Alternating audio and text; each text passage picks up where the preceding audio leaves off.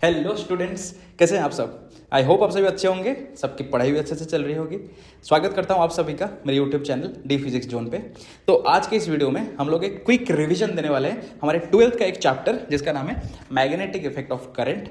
और मैं पूरी तरह से कोशिश करूंगा कम से कम 2 वीडियो में एटलीस्ट मैं सारा का सारा जो इंपॉर्टेंट टॉपिक्स है इस चैप्टर की रिगार्डिंग, एक क्योंकि एक बहुत इंपॉर्टेंट चैप्टर है, इसके रिलेटेड जितने भी इंपॉर्टेंट टॉपिक्स है हमारे बोर्ड्स के सिलेबस के हिसाब से सब कुछ कवर करने के लिए एटलीस्ट 2 वीडियोस में।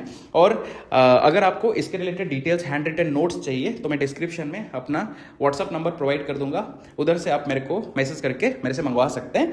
तो चलिए शुरू करते हैं। मैग्नेटिक इफेक्ट ऑफ करंट, इसके बारे में हम लोग ऑलरेडी 10th के टाइम में पढ़ चुके हैं कि मैग्नेटिक इफेक्ट ऑफ करंट क्या होता है। पहले इसको किसने ऑब्जर्व किया था? ना ओस्टर्ड नाम का कोई एक साइंटिस्ट थे जिन्होंने एक्सपेरिमेंटली ऐसे देखा था कि एक कंपास पड़ा हुआ है एक सर्किट के पास, जैसे ही वो सर्किट को ऑन कर रहे हैं, मतलब वो सर्किट में करंट फ्लो कर रहा है, उसके पास पड़ा कंपास का निडल डिफ्लेक्ट कर रहा है। तो ऐसे बार बार करने के बाद उन्होंने ऐसा कंक्लूजन निकाला कि जो करंट कैरिंग कंडक्टर होता है उसमें जब करंट फ्लो होता है तो उसके चारों ओर एक मैग्नेटिक फील्ड जनरेट होता है। A current carrying conductor produces magnetic field around it and this effect is known as magnetic effect of current. अच्छा, अगर मैग्नेटिक इफेक्ट प्रोड्यूस हो रहा है, मैग्नेटिक फील्ड प्रोड्यूस हो रहा है उधर, वो मैग्नेटिक फील्ड का डायरेक्शन भी मेरे को पता करना होगा कि कौन से डायरेक्शन में है। कैसे पता करेंगे? Now we can find the direction of the magnetic field by right hand thumb rule. Right hand thumb rule, इसके बारे में भी हम लोग 10th क्लास में पढ़ चुके हैं कि राइट हैंड थंब रूल क्या कहता है। अगर मैं एक करंट कैरिंग कंडक्टर को अपने हाथ में पकड़ूंगा जिसमें मेरा थंब का डायरेक्शन करंट जिस डायरेक्शन में जा रहा है उस डायरेक्शन को दिखा रहा होगा। करंट ऊपर जा रहा है तो ऊपर, नीचे जा रहा है तो नीचे, इधर जा रहा है तो इधर, इधर जा रहा है तो इधर।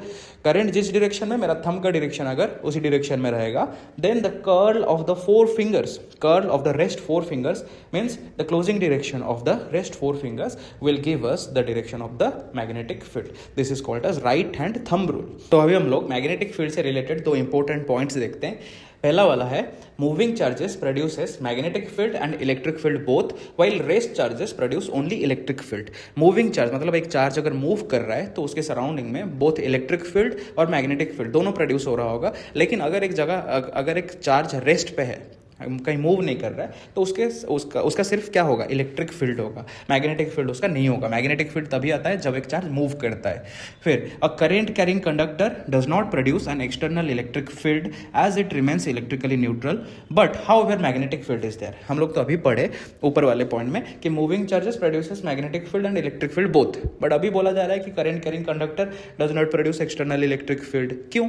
क्योंकि जो करंट कैरिंग कंडक्टर होता है उसमें इस डायरेक्शन में जा रहा है इलेक्ट्रॉन्स, इस डायरेक्शन में पॉजिटिव जा रहा है, तो वो कैंसिल आउट हो जाते हैं, तो वो इलेक्ट्रिकली न्यूट्रल रहता है। क्योंकि हमें पता है करंट के डायरेक्शन के ऑपोजिट फ्लो करते हैं इलेक्ट्रॉन्स, तो उनका क्या होता है? इलेक्ट्रिक फील्ड कैंसिल आउट हो जाता है। बट हाउएवर चार्ज तो मूव कर रहे हैं, अगर चार्ज मूव कर रहे हैं तो मैग्नेटिक फील्ड इज देयर।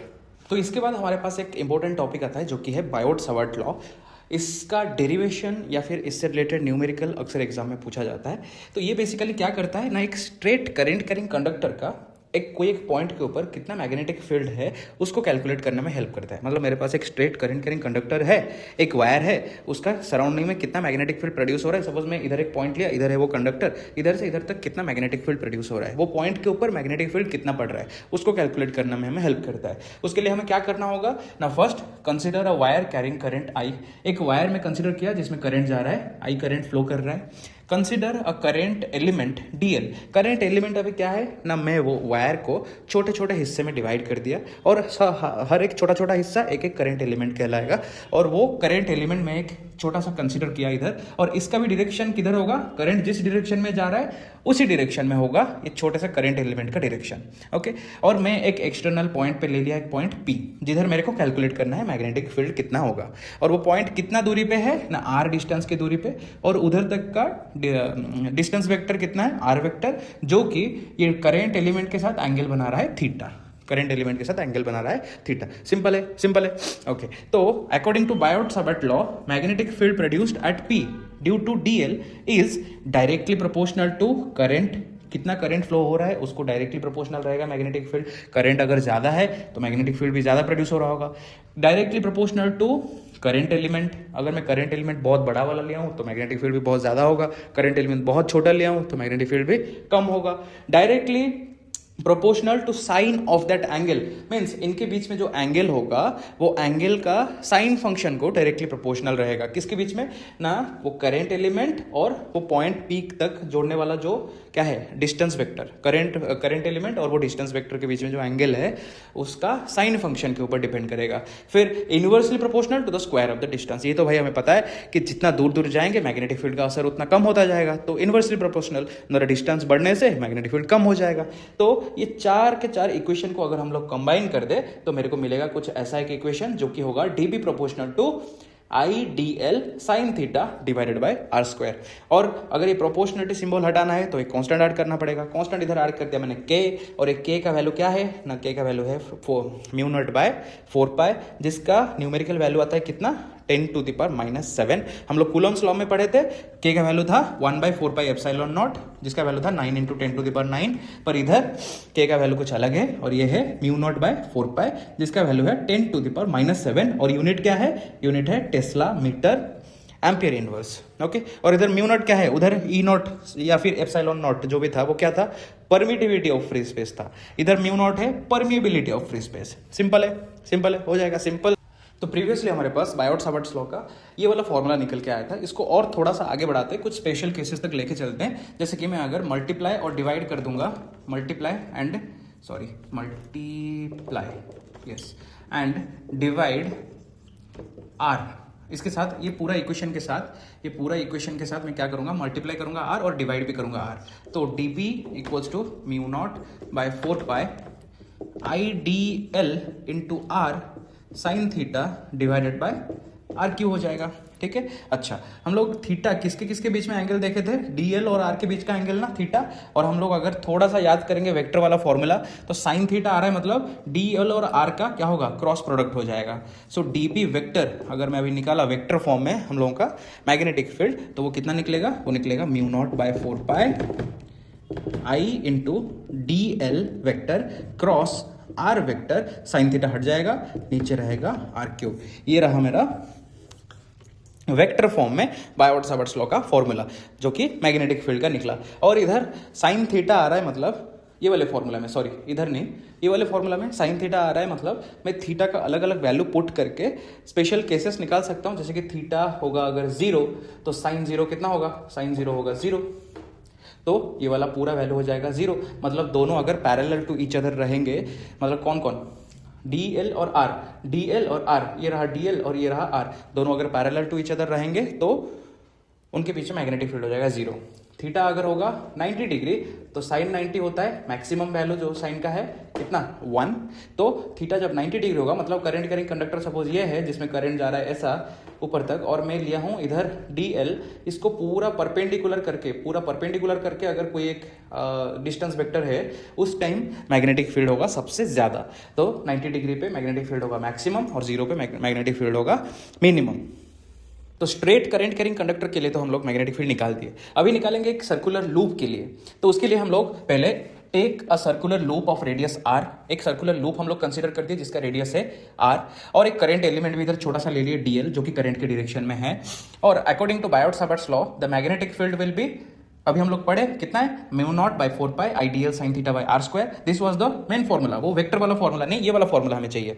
ठीक है, तो here the angle between R and DL, इधर देखो तो angle between R and DL कितना है, डीएल वेक्टर ऐसा है और आर ऐसा है, दोनों क्या है परपेंडिकुलर टू ईच अदर है ना, दोनों परपेंडिकुलर टू ईच अदर है, तो दोनों के बीच में एंगल होगा कितना 90 degree. So the angle between R and DL is 90 degree, that means our theta is 90 degree, that means our theta is how much 90 degree. So sine theta की जगह पर हम लोग साइन 90 पुट करेंगे जो कि आएगा 1। तो ये वाला फॉर्मूला चेंज होकर बन जाएगा dB equals to mu naught by 4 pi I D L by R square, क्योंकि साइन थीटा हो गया 1।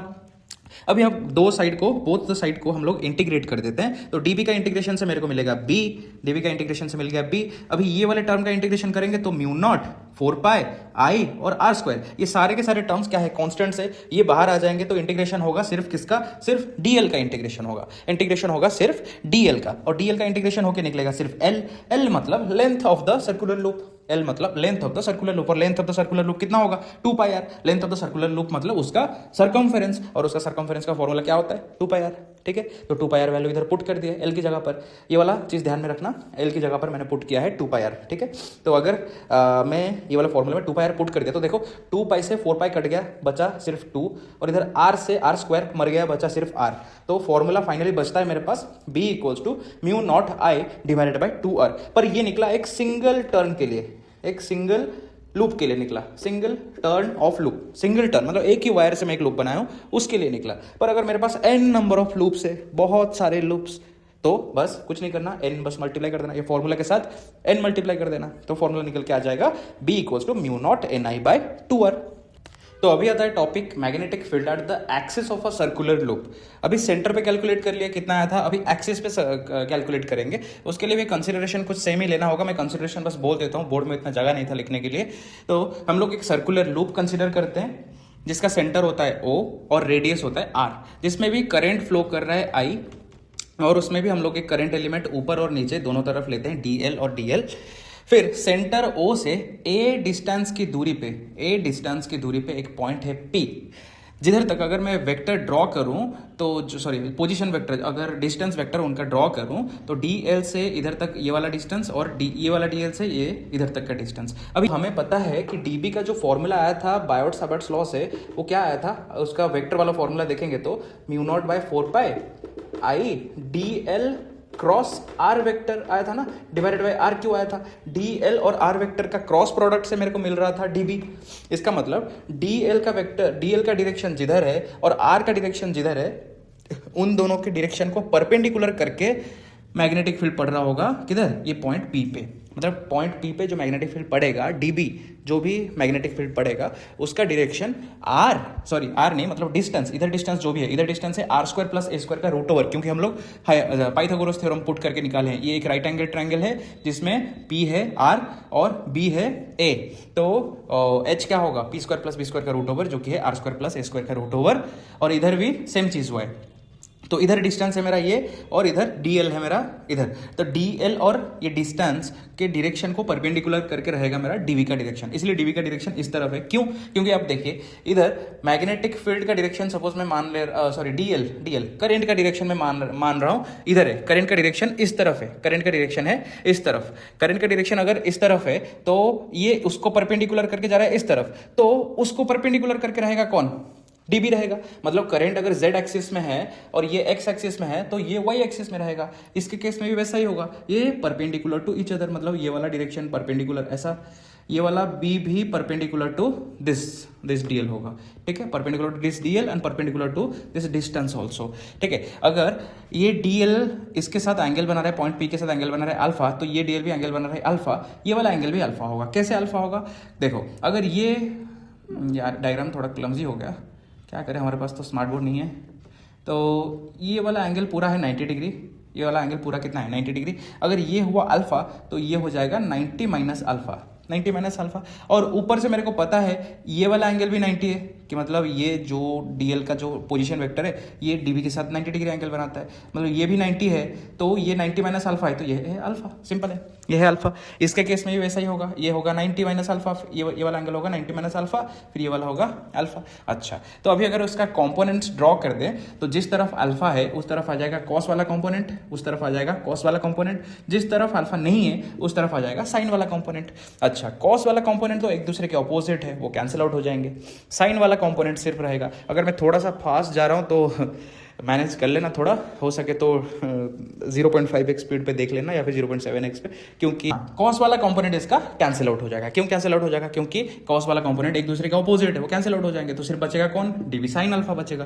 तो टोटल मैग्नेटिक फील्ड मेरे को कैसे मिलेगा, DB साइन अल्फा को अगर मैं इंटीग्रेट करूंगा, DB साइन अल्फा को इंटीग्रेट किया, DB का वैल्यू बायोट-सावर्ट्स लॉ से जो मेरे को पता था वो वाला वैल्यू इधर पुट कर दिया। इधर डिस्टेंस का वैल्यू कितना है, R square plus A square का रूट ओवर, डिस्टेंस का वैल्यू है R square plus A square का रूट ओवर, उसका रूट ओवर पुट किया, उसका स्क्वायर कर दिया, तो रूट ओवर कैंसिल आउट हो जाएगा। नेक्स्ट स्टेप में देखो रूट ओवर कैंसिल आउट हो गया। और इधर थीटा कितना है, थीटा है डिस्टेंस और DL के बीच का एंगल, डिस्टेंस है ये वाला और DL है इधर आगे की तरफ ऐसे बोर्ड से बाहर निकल रहा है, ठीक है, दोनों के बीच में एंगल है थीटा 90 डिग्री है एंगल, तो साइन 90 पुट कर दिया, साइन 90 हो गया 1, तो साइन 90 कैंसिल आउट हो गया, इधर से साइन 90 नेक्स्ट स्टेप में कट गया, साइन अल्फा सिर्फ रहा, और इधर रूट ओवर कैंसिल होकर सिर्फ रहा R square plus A square. अभी डीएल का इंटीग्रेशन साइड में हो चुका है, अभी जिधर हम लोग ऐसे स्टेप चलते जा रहे हैं डीएल का इंटीग्रेशन भी हो चुका है, डीएल का इंटीग्रेशन होके एल निकल चुका है। अभी एल का वैल्यू फिर से कितना पुट करेंगे 2πr, क्योंकि एल सर्कुलर लूप का लेंथ है, सर्कुलर लूप का लेंथ मतलब उसका सर्कमफेरेंस होता है 2πr, तो 2πr पुट कर दिए। फिर साइन अल्फा की जगह पर ये वाला चीज देखो, साइन अल्फा की जगह पर मैंने पुट किया है r/r² प्लस a² का रूट ओवर। क्यों? क्योंकि साइन अल्फा कितना होता है, साइन का वैल्यू कितना होता है बेसिकली p/b ना, सॉरी p/h ना, p/h ना, साइन का वैल्यू p/h। तो p इधर कितना है, p है r और h है r² प्लस a² का रूट ओवर। ठीक है, साइन अल्फा की जगह पर ये वाला वैल्यू पुट कर दिया। आप चाहो तो इधर लिख सकते हो sine alpha equals to r/r² प्लस a² का रूट ओवर। साइन का वैल्यू इधर पुट किया।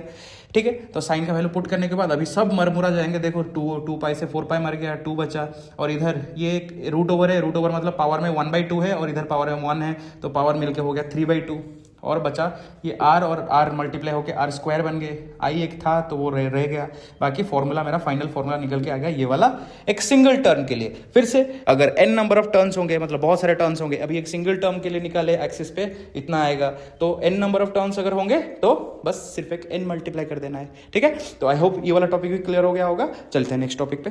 तो अभी हम लोग देखेंगे अगर वो जो सर्कुलर करंट कैरिंग लूप है उसका मैग्नेटिक फील्ड का डायरेक्शन हमें पता करना है। कैसे पता करेंगे? उसके लिए हमारे पास 2 रूल है, एक रूल है राइट हैंड थंब रूल और दूसरा वाला है clock rule. Right hand thumb rule बड़ा ही सिंपल है। हम लोगों को क्या करना है, जो सर्कुलर करंट कैरिंग लूप होगा उसको हम लोग we will wrap the fingers in the direction of current and the thumb will point in the direction of magnetic field. Okay, हम लोग इधर जैसे कि ये वाला सर्कुलर लूप, इसमें करंट जा रहा है क्लॉकवाइज फ्लो कर रहा है। इसका मतलब इसको ऐसे हम लोग अगर रैप करेंगे, ऐसे रैप करेंगे, करंट जा रहा है इस तरफ तो मैग्नेटिक फील्ड होगा इस तरफ, अंदर की तरफ, और इस जगह पर करंट जा रहा है ऐसा, करंट जा रहा है ऐसा, करंट जा रहा है ऐसा, तो मैग्नेटिक फील्ड का डायरेक्शन होगा आउटवर्ड मैग्नेटिक फील्ड को हम लोग एक डॉट से डिनोट करते हैं और इनवर्ड मैग्नेटिक फील्ड को हम लोग एक क्रॉस से डिनोट करते हैं। क्योंकि आप लोग ऐसा अज्यूम कर सकते हो जैसे कि एक एरो, अगर आपकी तरफ एक एरो आ रहा है तो वो आपको सिर्फ एक डॉट की तरह दिखेगा, लेकिन अगर कोई एक एरो आपसे दूर जा रहा है तो उसके पीछे जो ऐसा क्रॉस वाला होता है ना, वो क्रॉस वाला चीज दिखेगा। तो हम लोग ऐसा अज्यूम कर सकते हैं कि मैग्नेटिक फील्ड एक एरो टाइप का कुछ है जो अगर आपकी तरफ आ रहा है मतलब आउटवर्ड है तो पॉइंट की तरह दिखेगा। Outward magnetic field is denoted by this point symbol and inward magnetic field जो होता है उसको हम लोग एक क्रॉस से डिनोट करते हैं। और ये जो क्लॉक रूल है इसको आई गेस जो आईसीएसई के बच्चे होंगे वो 10th क्लास से पढ़ चुके हैं, जो सीबीएसई के बच्चे हैं कहीं कहीं भी उन्होंने भी पढ़ा होगा।